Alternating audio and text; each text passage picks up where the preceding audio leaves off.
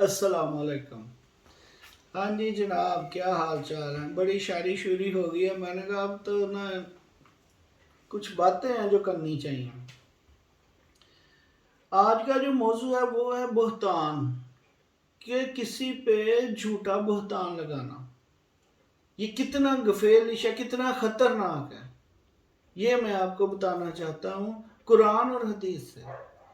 कि देखें, इन हमारे माशरे में तो एक नॉर्मल सी बात है, एवं एवं एवं झूठ बोल देना, एवं फजूल में किसी पे इल्ज़ाम लगा देना, फलां ऐसा फलां ऐसा। क्योंकि मैं सारी उम्र दुकानदार रहा हूँ, तो मैंने एज ए दुकानदार, हम आपको पता है दुकानों पे तो बड़े सारा दिन यही सिलसिले चलते हैं।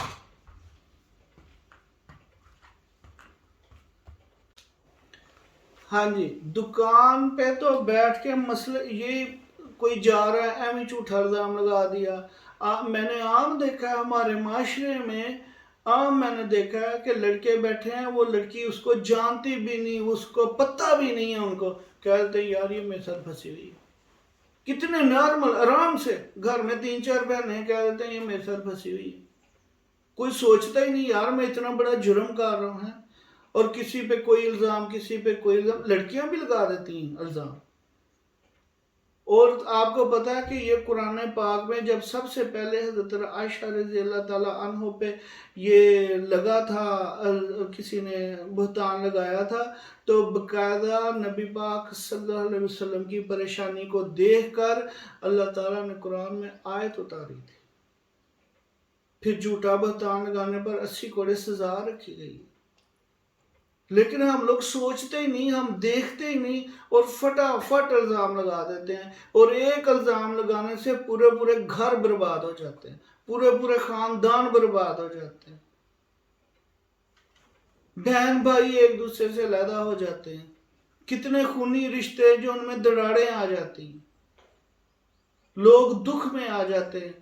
और खुदा के लिए इस बात को यकीन, असल प्रॉब्लम क्या, असल प्रॉब्लम ये है कि हमें खुदा ताला के समी और बसरी होने पे यकीन नहीं रहा। सिर्फ ये एक प्रॉब्लम है। जब हमें ये यकीन हो कि यार मैं झूठी बात कर रहा हूं, मैं झूठा बहतान बांध रहा हूं किसी पे, तो मेरा खुदा देख रहा है और इसकी सजा है। ठीक है, आपका झूठ नहीं पकड़ा जाता, आप इतने इतने आप चालाक हैं कि आपकी बात को आप कोई सबूत ही नहीं है आपके पास या अगले के पास, और आप कोई अगला आपको झूठा साबित नहीं कर सकता, तो आप क्या समझते हैं उसकी सजा नहीं मिलनी? उसकी सजा मिलनी है और डबल होके मिलनी है। कि एक आपने झूठा बहतान लगाया, झूठ बोला, और दूसरा उस पे आप अड़े रहे, तीसरा उस झूठ को छुपाने के लिए आपने और कितने झूठ बोले।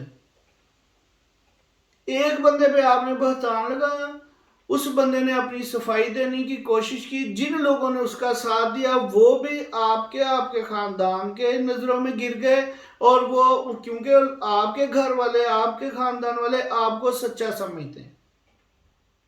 और अगर आपने झूठा बहतान बहतान लगाया, वो आपको और खुदा को पता है। और अगर आपको ये यकीन हो कि खुदा ताला समी और बसरी है, वो देखता है, वो सुनता है, वो जिंदा खुदा है, तो आप कभी किसी पे झूठा बहतान ना लगाएं।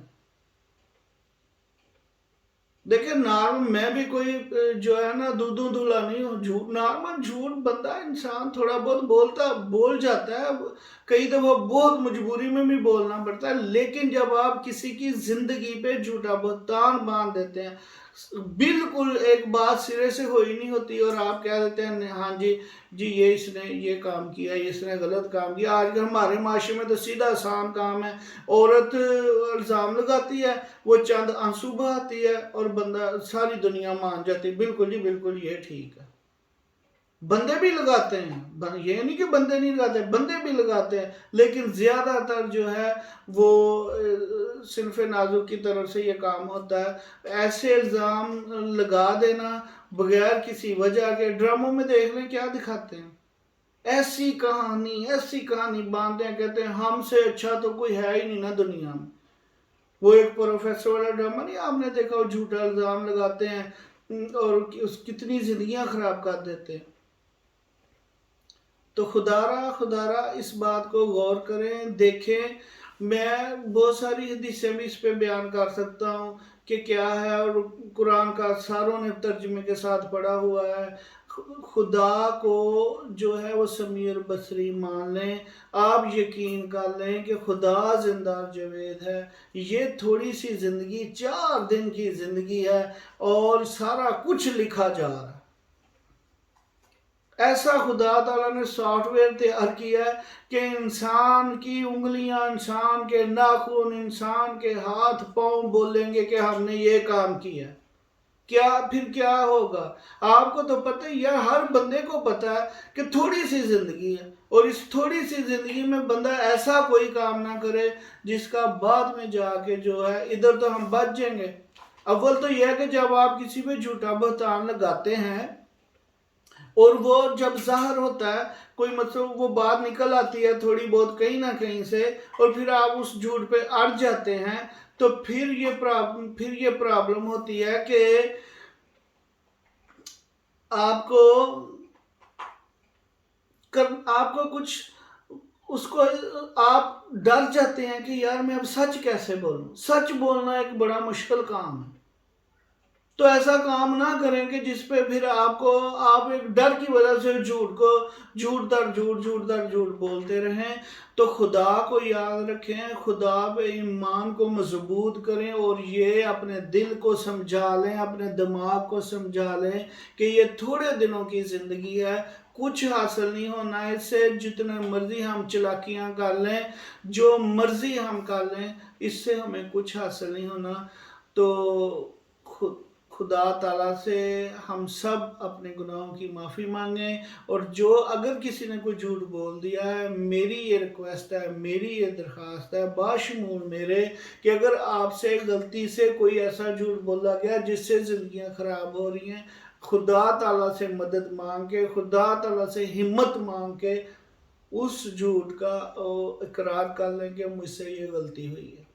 بہت سارے رشتے بچ جائیں گے، بہت ساری قباحتوں سے آپ بچ جائیں گے، اور بہت سارے مسائل سے آپ بچ جائیں گے. اگر آپ ایسا نہیں کرتے تو یقین کریں جو اس دنیا میں کرنا ہے وہ اس دنیا میں بھگتنا ہے. وہ چاہے عورت ہے چاہے مرد ہے، جو ہم نے اس دنیا میں کیا ہے وہ اسی دنیا میں ہم نے کاٹ کے ہی جانا ہے. تو پھر اوپر جا کے بھی ڈبل سزا ملنی ہے. اللہ تعالیٰ ہم سب کا حامی و ناصر ہو، ہم سب کو ہدایت کے رستے پہ لگائے. خدا حافظ.